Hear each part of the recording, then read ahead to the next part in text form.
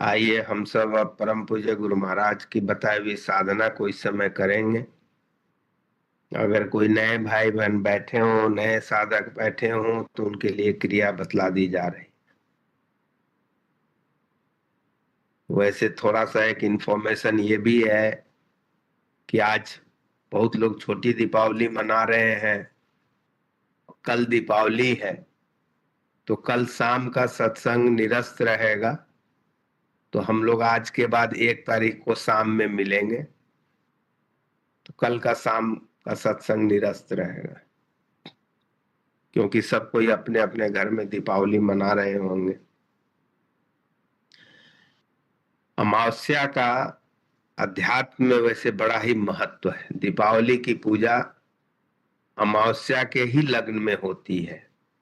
ये एक ऐसा फेस्टिवल है जिसको ज्यादातर फेस्टिवल सूर्य के समय जो तिथि रहती है उसके अनुसार किया जाता है, पर दीपावली की पूजा अमावस्या के ही अंतर्गत की जाती है। यहाँ पर सूर्य का उतना महत्व नहीं रह जाता है। अध्यात्म में परम पूज्य गुरु महाराज ने ये बतलाया है कि दीपावली को रात्रि में अगर कोई अकेले शांत मन से शांत जगह में एकांत में बैठ करके अगर अपने गुरु के ध्यान में लीन रहता है, तो निश्चित तौर पर उसकी आध्यात्मिक स्थिति बहुत ही ऊपर उठ जाती है। वही परम पूज्य गुरु महाराज की बताई हुई साधना को इस समय हम सब करने के लिए बैठे हैं। इस साधना के वैसे तो अनंत लाभ हैं। क्यों? क्योंकि परमात्मा के गुण अनंत होते हैं। संत मत में समर्थ गुरु को ही साक्षात परमात्मा मानते हैं, और हम सब उन्हीं परम पूज्य गुरु महाराज की बताई हुई साधना को करते हैं। उन्हीं के ज्ञान को अपने अंतर में उतारने की ये साधना है। जिनके ज्ञान को हम उतारते हैं वास्तव में वही हमारे गुरु होते हैं, और जो आध्यात्मिक आत्मिक ज्ञान जिनका हम उतारते हैं उन्हें समर्थ गुरु कहते हैं। और समर्थ गुरु के अंदर वास्तव में वह सारी शक्तियां होती हैं जो परमात्मा के अंदर होती है। और चूंकि परमात्मा के गुण अनंत हैं, इसलिए समर्थ गुरु की बताई हुई साधना के गुण भी अनंत होते हैं। पर जैसा कि हम सब जीवन में देखते हैं कि हमारा किसी न किसी एक वस्तु के लिए आकर्षण ज्यादा हो जाता है। जैसा किसी का परिवार के लिए, किसी का धन के लिए, किसी का नौकरी के लिए, किसी का व्यापार के लिए, हर आदमी किसी न किसी एक ऐसी वस्तु से ज्यादा अटैच हो जाता है, और इसीलिए उस चीज का ही उसके अंदर ज्ञान आ जाता है। वैसे ही परमार्थ में कोई व्यक्ति अपने किसी इष्ट से इतना अटैच हो जाता है कि वह भक्त बन जाता है।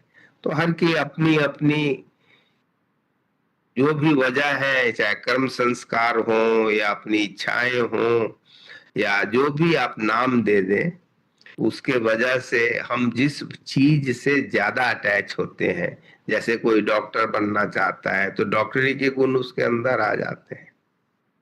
उसी प्रकार अध्यात्म में भी जो अपने समर्थ गुरु से जिनकी प्रायोरिटी नंबर 1 और अंतिम प्रायोरिटी भी समर्थ गुरु होती है, वो वास्तव में वो भी समर्थ गुरु बन जाते हैं, क्योंकि वह इतना जुड़ जाते हैं। और उसी का उदाहरण परम पूज्य गुरु महाराज ने अपने जीवन में दिया कि वो अपने समर्थ गुरु से इतना जुड़े हुए थे कि उनके चेहरे भी अपने गुरु के जैसे हो गए, उनका शरीर भी बदल गया, आकृति बदल गई।